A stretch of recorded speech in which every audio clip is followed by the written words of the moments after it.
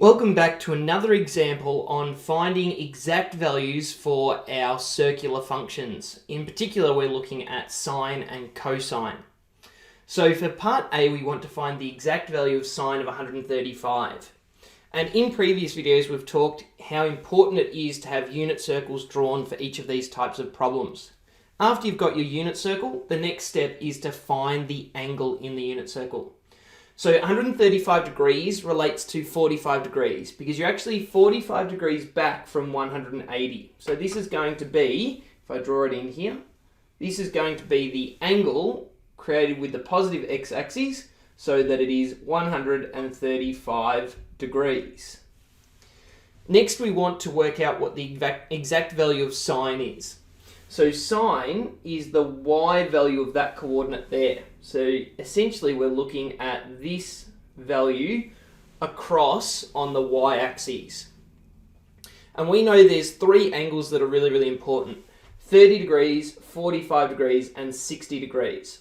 So this is the middle one. So 45 degrees back takes us to the middle. If there's root 1 on 2, root 2 on 2, root 3 on 2 just above it, then we know that this exact value is root 2 on 2. And because we're reading it off the positive y-axis, we know that this is a positive value. So it's positive root 2 over 2.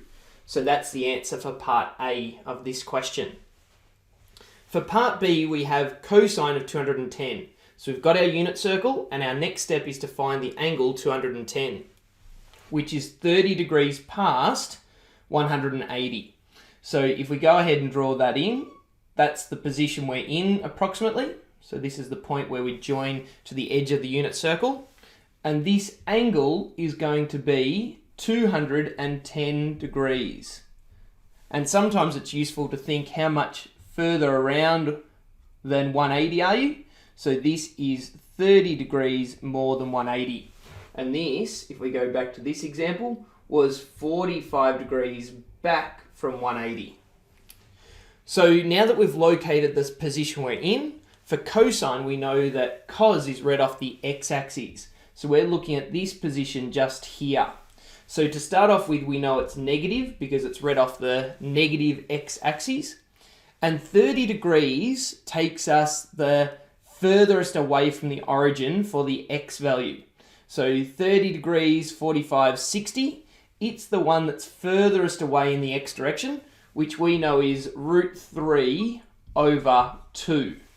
So the exact value for cosine of 210 is root 3 on 2. For part C, we're back to a sine exact value. So we want sine of 240 degrees.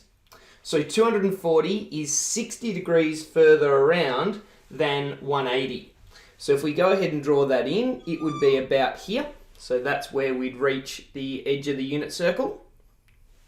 And our angle created with the positive x-axis just here would be 240 degrees.